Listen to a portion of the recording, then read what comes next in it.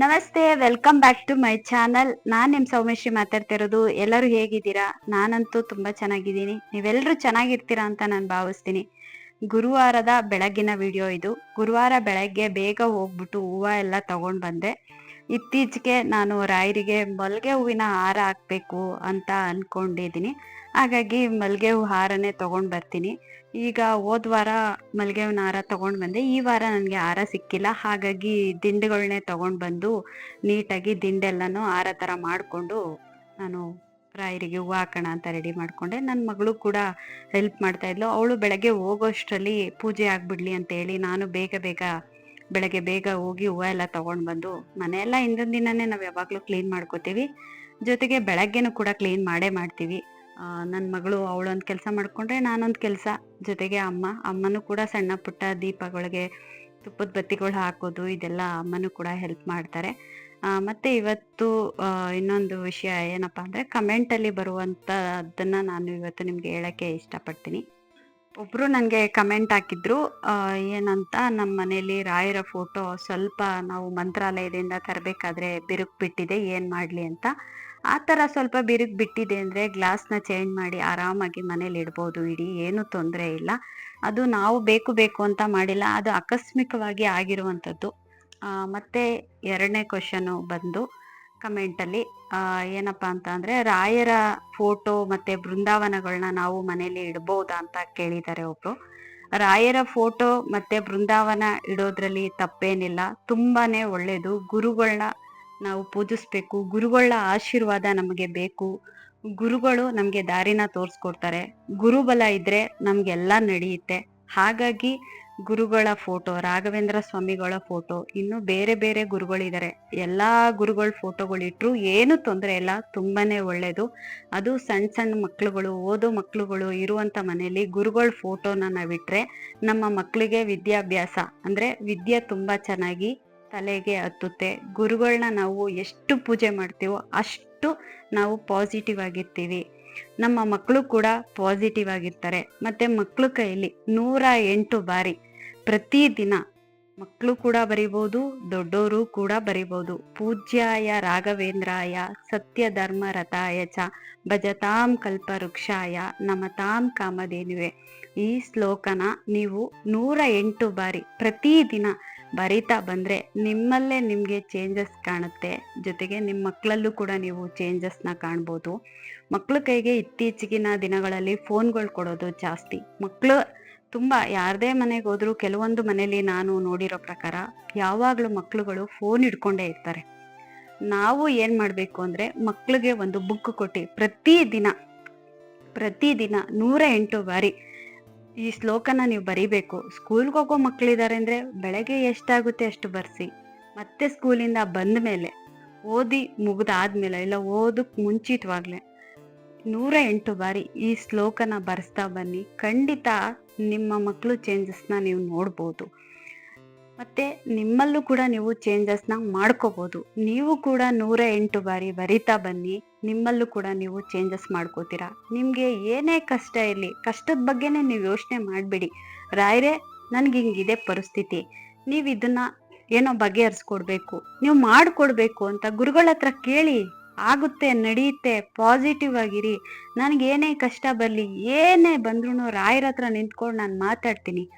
ಕೆಲವರು ನಾನು ಮಾತಾಡೋದ್ರಿಂದ ರಾಯರನ್ನ ಎದುರಿಸ್ತಾಳೆ, ರಾಯರನ್ನ ಹಂಗೆ ಹಿಂಗೆ ಅಂತ ಎಲ್ಲ ಹೇಳ್ತಾರೆ. ನಾನು ತಪ್ಪು ಮಾಡಿದ್ರೆ ನನ್ನನ್ನು ತಿದ್ದಕ್ಕೆ ಅಂತ ನಾನು ಪೂಜೆ ಮಾಡೋ ಗುರುಗಳು ರಾಯರಿದ್ದಾರೆ ಅಲ್ವಾ. ಬೇರೆಯವ್ರ ತಪ್ಪನ್ನ ನಾವು ಹುಡ್ಕೋದ್ರಲ್ಲಿ ನಾವು ಬ್ಯುಸಿ ಆಗಬಾರ್ದು. ನಮ್ಮಲ್ಲಿರುವಂಥ ತಪ್ಪುಗಳನ್ನ ನಾವು ಕರೆಕ್ಟಾಗಿ ತಿದ್ಕೋಬೇಕು ಅಲ್ವಾ. ಹಾಗಾಗಿ ನಾನು ಗುರುಗಳ ಹತ್ರ, ರಾಯರ ಹತ್ರ, ನನ್ಗೆ ಹಿಂಗಾಗಿದೆ ರಾಯರೇ, ನನ್ಗೆ ಹಿಂಗೆ ಮಾಡಿಕೊಡಿ, ಹಿಂಗೆ ಮಾಡಿಕೊಡ್ಬೇಕು ನೀವು ಅಂತ ಓಪನ್ ಅಪ್ ಆಗಿ ನಾನು ಮಾತಾಡ್ತೀನಿ. ನನಗೆ ರಾಯರು ಕಾಣಲ್ಲ, ಆದರೆ ನಾನು ಮಾತಾಡುವಾಗ ಹೂವಿನ ಮುಖಾಂತರ ಅವರು ನನಗೆ ಸೂಚನೆನ ಕೊಡ್ತಾರೆ. ಅವರು ಸೂಚನೆ ಕೊಟ್ಟಿಲ್ಲ ಇಲ್ಲ ಅಂದ್ರೂ ಪರವಾಗಿಲ್ಲ, ನಾನು ಏನು ಹೇಳ್ಕೋಬೇಕು, ಏನು ಮಾತಾಡಬೇಕು, ರಾಯರು ಮುಂದೆ ಕುತ್ಕೊಂಡು ನಾನು ಮಾತಾಡ್ತೀನಿ. ತುಂಬ ಜನ, ಅಕ್ಕ ನೀವು ಹೂವು ಕೇಳಿ, ನಿಮ್ಮ ಮನೇಲಿ ನಮಗೋಸ್ಕರ ಬೇಡ್ಕೊಳ್ಳಿ ಅಂತ ತುಂಬ ಜನ ಕಮೆಂಟ್ ಮಾಡ್ತೀರಾ. ನಾನು ಯಾರ ಕಮೆಂಟ್ಗೂ ಉತ್ತರ ಕೊಡಲ್ಲ. ನೀವು ಕುತ್ಕೊಳ್ಳಿ, ರಾಯರ ಹತ್ರ ಮಾತಾಡಿ. ಯಾಕಾಗಲ್ಲ ನಿಮ್ಮ ಕೆಲಸ? ಆಗೇ ಆಗುತ್ತೆ, ನಡೆಯುತ್ತೆ. ನಾನು ಯಾವತ್ತೂ ಅಷ್ಟೇ ನನ್ನ ಹತ್ರನೇ ಬರಬೇಕು, ನನ್ನ ಮನೇಲೇ ನೀವು ಹೂವು ಕೇಳಬೇಕು, ನಮ್ಮ ಮನೇಲೇ ರಾಯರು ಇರೋದು ಅಂತ ನಾನು ಯಾವತ್ತೂ ಹೇಳಿಲ್ಲ. ಎಲ್ಲರ ಮನಸ್ಸಲ್ಲಿ, ಮನೆಯಲ್ಲಿ, ಮನದಲ್ಲಿ ರಾಯರು ಇದ್ದೇ ಇರ್ತಾರೆ. ಎಲ್ಲ ಕಡೆ ರಾಯರು ಇರ್ತಾರೆ, ಇಲ್ಲ ಅಂತ ಅಲ್ಲ. ನಾವು ಸ್ವಲ್ಪ ಟೈಮ್ ಕೊಟ್ಟು ನಮ್ಮ ಕಷ್ಟಗಳು ಏನೇ ಇದ್ರೂ ರಾಯರ ಮುಂದೆ ಕೂತ್ಕೊಂಡು ನಾವು ಮಾತಾಡಬೇಕು. ಅದನ್ನ ಬಿಟ್ಬಿಟ್ಟು ನಮ್ಮ ಕಷ್ಟ ಇದೆ ಬೇರೆಯವ್ರಿಗೆ ವಹಿಸ್ಬಿಟ್ರೆ, ಬೇರೆಯವ್ರಿಗೆ ಹೇಳ್ಬಿಟ್ರೆ ನಮ್ಮದು ಕಷ್ಟ ಪರಿಹಾರ ಆಗುತ್ತೆ ಅಂತ ಅನ್ಕೋಬೇಡಿ. ನಿಮ್ಮ ಕಷ್ಟಗಳು, ನಿಮ್ಮ ನೋವುಗಳು ಏನೇ ಇದ್ರೂ ರಾಯರ ಮುಂದೆ ಕೂತ್ಕೊಂಡು ಮಾತಾಡಿ. ಮನುಷ್ಯರ ಹತ್ರ ಹೋಗ್ಬಿಟ್ಟು ಹಾಗೆ ಹೀಗೆ ಅಂತ ನಾವು ಮಾತಾಡ್ತೀವಲ್ಲ, ರಾಯರ ಹತ್ರನೂ ಕೂತ್ಕೊಂಡು ಮಾತಾಡಿ. ಯಾಕೆ ಕೇಳಿಸಲ್ಲ ರಾಯರಿಗೆ? ನೀವು ಮಾತಾಡೋ ಮಾತು ಒಂದೊಂದು ಕೂಡ ರಾಯರಿಗೆ ಕೇಳಿಸುತ್ತೆ, ಅರ್ಥ ಆಗುತ್ತೆ, ಅವ್ರಿಗೆ ಗೊತ್ತಿರುತ್ತೆ. ನಾವೇನು ಹೇಳ್ಬೇಕಾಗೂ ಇಲ್ಲ. ನಾವೇನ್ ಮಾಡ್ತಿದೀವಿ ಅನ್ನೋದು ರಾಯರಿಗೆ ಮುಂಚಿತವಾಗ್ಲೇ ಗೊತ್ತಿರುತ್ತೆ, ಹೇಳ್ಬೇಕು ಅಂತ ಏನಿಲ್ಲ. ಆದ್ರೆ ನಮ್ಮ ಮನ್ಸಲ್ಲಿ ಇರುವಂತದ್ದನ್ನ ನಾವು ರಾಯರ ಮುಂದೆ ಹೇಳ್ಕೊಂಡಾಗ ನಮ್ಗೆಲ್ಲೋ ಒಂದು ಕಡೆ ಸಮಾಧಾನ. ಮಾಡ್ಕೊಡಿ ರಾಯರೇ ಅಂತ ಕೇಳಿ, ನನ್ಗೆ ಇಂಥ ಕೆಲ್ಸ ಆಗ್ಬೇಕು, ನೀವು ಮಾಡ್ಕೊಡಪ್ಪ ಅಂತ ಕೇಳಿ, ಮಾಡ್ಕೊಟ್ಟೆ ಮಾಡ್ಕೊಡ್ತಾರೆ. ಯಾವಾಗ್ಲೂ ಅಷ್ಟೇ ನಮ್ಮ ಆತ್ಮನ ನಾವು ಶುದ್ಧವಾಗಿ ನಾವು ಇಟ್ಕೋಬೇಕು. ಒಬ್ರಿಗೆ ಬಯಸ್ಬೇಕು, ಒಬ್ರಿಗೆ ಹಂಗಾಗ್ಬೇಕು ಹಿಂಗಾಗ್ಬೇಕು ಬೇಡ.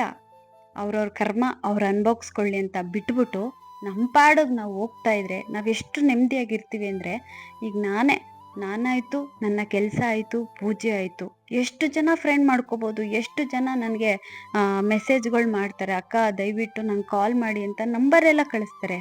ನಾನು ಇಲ್ಲ, ಜನರಿಂದ ಆದಷ್ಟು ನಾನು ದೂರನೇ ಇದ್ಬಿಟ್ಟಿದ್ದೀನಿ. ದೇವ್ರಿಗೆ ನಾವು ಹತ್ರವಾಗಿದ್ದೀವಿ.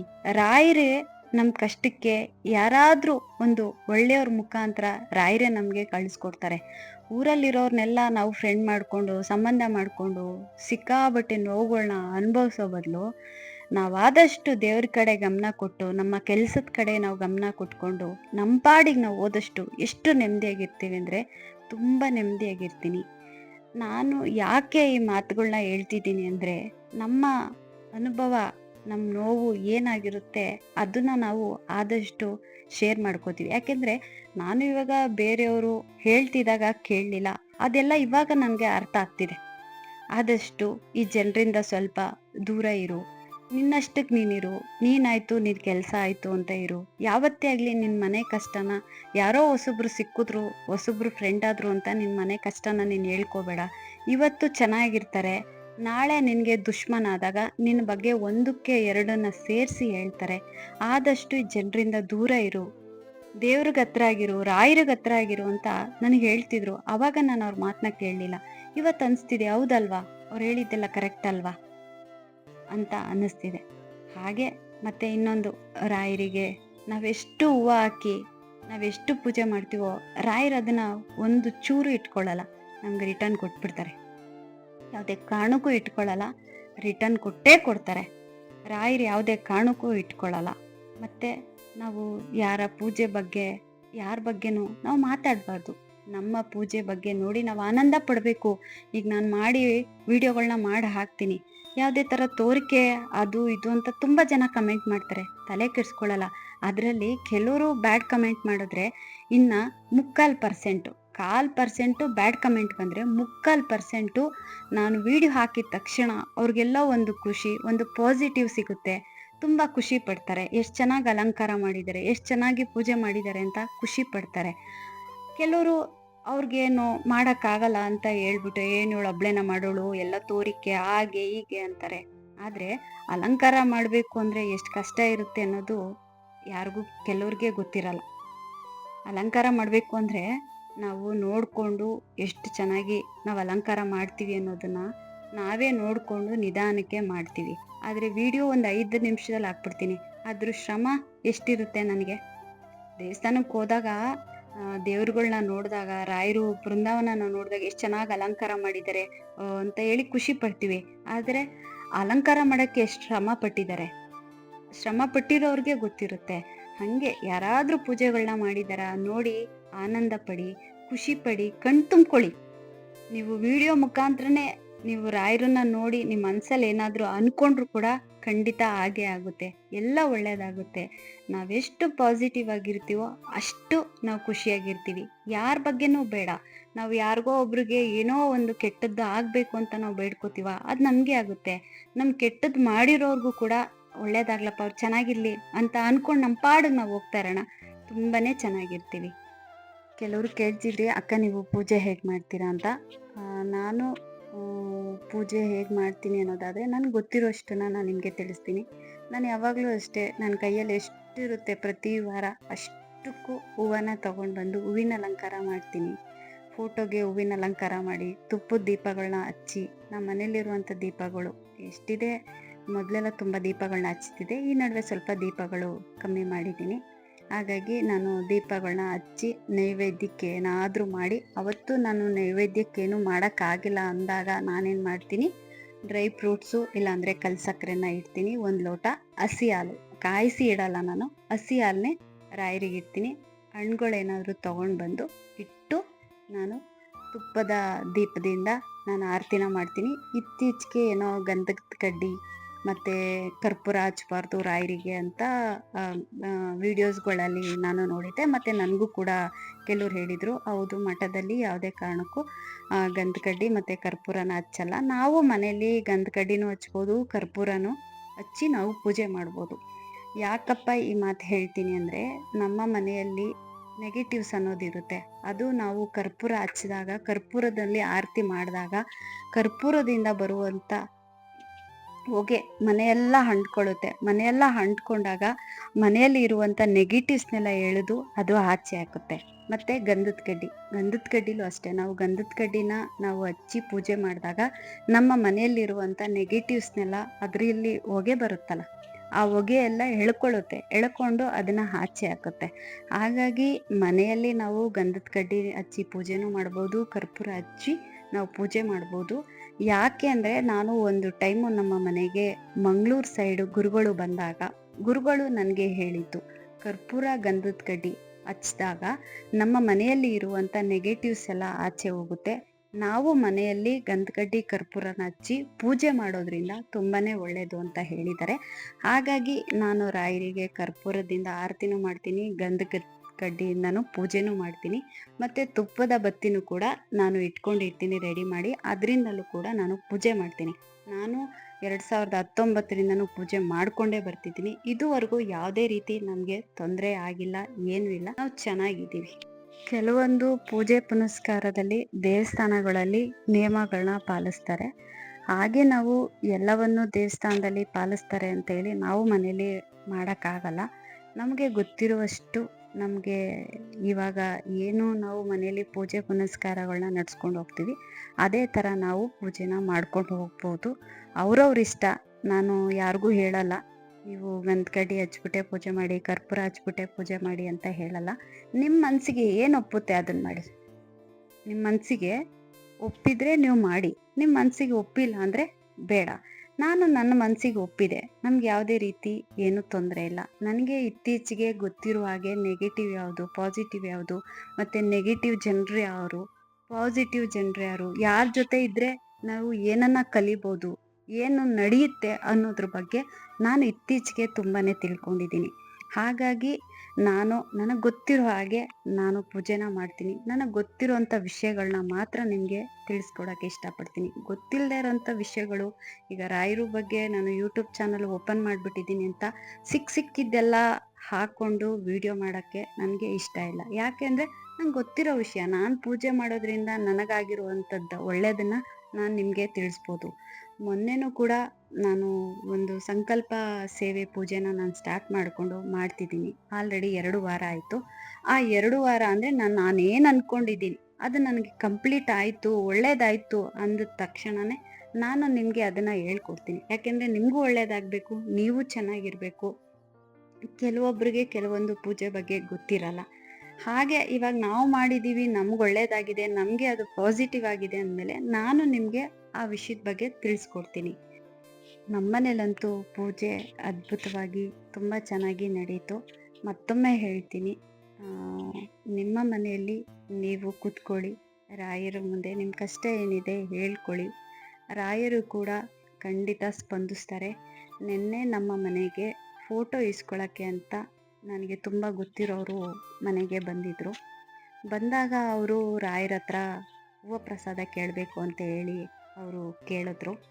ಒಂದು ವಿಷಯದಲ್ಲಿ ರಾಯರು ಅವ್ರಿಗೆ ಪ್ರಸಾದನ ಕೊಟ್ಟರು. ಅದು ಬಿಟ್ಟರೆ ಒಂದು 4-5 ವಿಷಯದಲ್ಲಿ ಅವರು ಕೇಳಿದ್ರು. ಆ ವಿಷಯಗಳಿಗೆ ಯಾವುದಕ್ಕೂ ಪ್ರಸಾದ ಆಗಿಲ್ಲ. ಆಮೇಲೆ ಎಲ್ಲೋ ಒಂದು ಕಡೆ ನನಗೆ ಅನ್ನಿಸ್ತು ಅವ್ರಿಗೆ ಏನೋ ಒಂದು ಸಮಸ್ಯೆ ಇದೆ ಅಂತ. ಅದನ್ನು ನಾನು ಕೂತ್ಕೊಂಡು ನೋಡಿದಾಗ ಆವಾಗ ಅವ್ರಿಗೆ ಹೇಳಿದೆ, ನಿಮಗೆ ಈ ಥರ ಸಮಸ್ಯೆ ಇದೆ, ಇದನ್ನು ಫಸ್ಟು ನೀವು ಬಗೆಹರಿಸ್ಕೊಂಡು ಬನ್ನಿ, ಖಂಡಿತ ಎಲ್ಲ ಒಳ್ಳೆಯದಾಗುತ್ತೆ ಅಂತ ಅವ್ರಿಗೆ ಹೇಳಿದೆ. ಅವರು ನಿನ್ನೆ ಅದೇ ಮಾತು ಹೇಳಿದ್ರು, ನಮಗೆ ಏನೋ ಸಮಸ್ಯೆ ಇದೆ ನನಗೆ ಅನ್ನೋದು ಆಲ್ರೆಡಿ ನನಗೆ ಗೊತ್ತಿತ್ತು, ಆದರೆ ತಲೆ ಕೆಡಿಸ್ಕೊಂಡಿಲ್ಲ. ಆದರೆ ಇವತ್ತು ನಾನು ಇಲ್ಲಿ ಬಂದಾಗ ರಾಯರು ನನಗೆ ಅದನ್ನು ಮತ್ತೊಮ್ಮೆ ನನಗೆ ತಿಳಿಸ್ಕೊಟ್ಟಿದ್ದಾರೆ.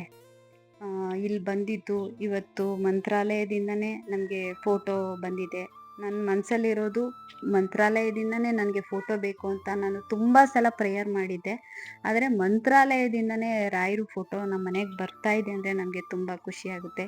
ಜೊತೆಗೆ ನಾವು ಇಲ್ಲಿ ಬಂದಾಗ, ಮನೆಗೆ ಬಂದಾಗ ನನ್ನಲ್ಲಿ ಇರುವಂಥ ಸಮಸ್ಯೆನ ರಾಯರು ಕೂಡ ತಿಳಿಸ್ಕೊಟ್ಟಿದ್ದಾರೆ. ನಿಜವಾಗ್ಲೂ ತುಂಬಾ ಖುಷಿಯಾಗುತ್ತೆ. ಮತ್ತು ರಾಯರಿಗೂ ಕೂಡ ನಾವು ಕೃತಜ್ಞತೆನ ಸಲ್ಲಿಸ್ತಿದ್ದೀವಿ ಅಂತ ಅವರು ಹೇಳಿ ಮತ್ತು ಮನೆಗೆ ಬಂದು ಅವರು ಫೋಟೋನ ಈಸ್ಕೊಂಡು ಹೋದರು. ಅವರಂತೂ ತುಂಬಾ ಖುಷಿಪಟ್ಟರು. ಅಂದ್ಕೊಂಡಿದ್ದು ಒಂದು ವಾರದಲ್ಲೇ ನಮ್ಮ ಮನೆಗೆ ರಾಯರು ಬಂದಿದ್ದಾರೆ ಅಂತ ಅವರು ತುಂಬಾ ಖುಷಿಪಟ್ಟರು. ಯಾವಾಗಲೂ ಅಷ್ಟೇ, ನಮ್ಮ ಕೈಲಾದರೆ ಒಳ್ಳೆ ಕೆಲಸಗಳನ್ನ ನಾವು ಮಾಡಬೇಕು, ಒಳ್ಳೆಯದನ್ನು ಬಯಸಬೇಕು, ಒಳ್ಳೆಯದನ್ನು ಮಾಡಬೇಕು. ನಮ್ಮ ಒಳ್ಳೆತನನೇ ನಮ್ಮನ್ನು ಕಾಪಾಡೋದು. ನಾವು ಎಷ್ಟು ಒಳ್ಳೆತನದಿಂದ ನಾವು ಬದುಕ್ತೀವಿ, ಎಷ್ಟು 4 ಜನಕ್ಕೆ ಒಳ್ಳೆಯದನ್ನು ಬಯಸ್ತೀವಿ, ಒಳ್ಳೆಯದನ್ನು ಮಾಡ್ತೀವೋ, ನಮಗೆ ರಾಯರೇ ನಮಗೆ ದಾರಿ ಕೊಡ್ತಾರೆ. ನಾವು ಬದುಕೋಕೆ ನಮಗೆ ರಾಯರೇ ದಾರಿ ಕೊಡ್ತಾರೆ. ನಾನಂತೂ ತುಂಬಾ ನಂಬ್ತೀನಿ. ನಾವು ಯಾರಿಗಾದರೂ ನಾವೇನಾದರೂ ನಮ್ಮ ಕೈಲಾಗಿದ್ದು ಒಂದು ಒಳ್ಳೆ ಕೆಲಸ ನಾವು ಮಾಡಿದ್ದೀವಿ ಅಂದರೆ ರಾಯರು ನಮಗೆ ನಮ್ಮ ಕಷ್ಟಕ್ಕೆ ಒಳ್ಳೆಯವ್ರ ಮುಖಾಂತರನೇ ನಮಗೆ ದಾರಿನ ಕೊಡ್ತಾರೆ. ಒಳ್ಳೇದು ಮಾಡಿದ್ರೆ ನಮ್ಗೆ ಒಳ್ಳೇದೇ ಸಿಗುತ್ತೆ, ಕೆಟ್ಟದ್ದು ಮಾಡಿದ್ರೆ ಕೆಟ್ಟದ್ದೇ ನಮಗಾಗುತ್ತೆ. ಯಾವಾಗಲೂ ಅಷ್ಟೇ ಒಳ್ಳೆಯದನ್ನು ಯೋಚನೆ ಮಾಡಿ, ಒಳ್ಳೆಯದ್ರ ಬಗ್ಗೆ ಗಮನ ಕೊಡಿ. ನೀವೇನಾದರೂ ಅಂದ್ಕೊಂಡಿದ್ರೆ ಆ ಅಚೀವ್ಮೆಂಟ್ ಬಗ್ಗೆ ನೀವು ಗಮನನ ಕೊಡಿ. ಬೇರೆ ವಿಷಯವಾಗಲಿ, ಬೇಡದೇ ಇರುವಂಥ ವಿಷಯಗಳೇ ಆಗಲಿ, ಯಾವುದನ್ನು ತಲೆ ಕೆಡಿಸ್ಕೋಬೇಡಿ. ಯಾಕೆಂದರೆ ಬೇರೆಯವ್ರಿಗೆ ಬಗ್ಗೆ ನಾವು ತಲೆ ಕೆಡಿಸ್ಕೊಂಡು ಹೋಗ್ತಾ ಇದ್ರೆ ನಮ್ಮ ಲೈಫು, ನಮ್ಮ ಜೀವನ ಹಾಳಾಗುತ್ತೆ. ಬೆಳಗ್ಗೆ ಹೇಳಿ ಎದ್ದ ತಕ್ಷಣ ನೀವು ದೇವ್ರಿಗೆ ಕೈ ಮುಗಿದು ನಿಮ್ಮ ಕೆಲಸ ಕಾರ್ಯ, ನಿಮ್ಮ ಮಕ್ಕಳು, ನಿಮ್ಮ ಫ್ಯಾಮಿಲಿ, ಅದ್ರ ಬಗ್ಗೆ ಯೋಚನೆ ಮಾಡಿ. ಮುಂದೆ ಏನು ಮಾಡಬೇಕು ಅನ್ನೋದ್ರ ಬಗ್ಗೆ ಕೂತ್ಕೊಂಡು ಮನೆಯವ್ರ ಜೊತೆ ಡಿಸ್ಕಸ್ ಮಾಡಿ. ಅದನ್ನು ಬಿಟ್ಟು ಬೇರೆಯವ್ರ ಬಗ್ಗೆ ಅವ್ರಂಗೆ ಅವ್ರು ಅಲ್ಲೋದ್ರು, ಇವ್ರು ಇಲ್ಲಿ ಬಂದರು, ಆ ಥರದ್ದೆಲ್ಲ ಯೋಚನೆ ಮಾಡೋಕ್ಕೆ ಹೋಗಬೇಡಿ. ನಿಮ್ಮ ಬಗ್ಗೆ ನೀವು ಯೋಚನೆ ಮಾಡಿದ್ರೆ ನಿಜವಾಗ್ಲೂ ಒಂದು ಲೆವೆಲಿಗೆ ಬರ್ತೀರಾ, ಒಂದು ಲೆವೆಲಿಗೆ ಬಂದು ನಿಂತ್ಕೋತೀರ. ನಾವು ಬೇರೆಯವ್ರ ಬಗ್ಗೆ ಯೋಚನೆ ಮಾಡಿಕೊಂಡ್ರೆ ನಮ್ಮ ಲೆವೆಲ್ಲು ಹೋಗ್ಬಿಡುತ್ತೆ, ಮತ್ತು ನಾವು ಕೆಳಗಡೆನೂ ಹೋಗ್ಬಿಡ್ತೀವಿ. ನಾನು ಯಾವಾಗಲೂ ಅಷ್ಟೇ ನನ್ನ ಮನೆ, ನನ್ನ ಕೆಲಸ, ನಮ್ಮಮ್ಮ, ನನ್ನ ಮಗಳು ಮತ್ತು ನಮ್ಮ ಮನೇಲಿರುವಂಥ ಪುಟ್ಟು ರಾಗು, ಇಷ್ಟ್ರ ಬಗ್ಗೆ ಯೋಚನೆ ಮಾಡ್ಕೋತೀನಿ. ಯಾರಾದರೂ ಅವ್ರ ಕಷ್ಟನ ಹೇಳ್ಕೊತಾರ, ಅವ್ರಿಗೆ ಏನಾದರೂ ಒಂದು ಅವ್ರ ಸಮಸ್ಯೆ ಇದೆ ಅಂದರೆ ಅದಕ್ಕೆ ಪರಿಹಾರ ಆಗುವಂಥದ್ದು ಒಂದು ಒಳ್ಳೆ ಮಾತನ್ನ ಹೇಳ್ತೀನಿ. ನೋವಲ್ಲಿರೋರಿಗೆ ನೋವು ಕೊಡೋಕ್ಕೆ ಇಷ್ಟಪಡಲ್ಲ. ಆ ನೋವಲ್ಲಿರೋರಿಗೆ ಆ ನೋವಿಂದ ಹೆಂಗೆ ಈಚೆ ಬರಬೇಕು, ಅವ್ರು ಏನು ಮಾಡಬೇಕು ಅನ್ನೋದ್ರ ಬಗ್ಗೆ ನಾನು ತಿಳಿಸ್ಕೊಡ್ತೀನಿ. ಒಬ್ಬರಿಗೆ ಒಳ್ಳೆಯದನ್ನು ಬಯಸಿದರೆ ನಮಗೆ ಒಳ್ಳೆಯದೇ ಬರುತ್ತೆ, ಒಬ್ಬರಿಗೆ ಕೆಟ್ಟದನ್ನು ಬಯಸಿದರೆ ಕೆಟ್ಟದ್ದೇ ಆಗುತ್ತೆ. ಒಬ್ರಿಗೆ ನೋವು ಕೊಟ್ಟರೆ ಅದೇ ನೋವು ನಮಗೆ ವಾಪಸ್ ಬರುತ್ತೆ. ಆದಷ್ಟು ಒಳ್ಳೆಯದ್ರ ಬಗ್ಗೆ ಯೋಚನೆ ಮಾಡಿ. ರಾಯರಿದ್ದಾರೆ.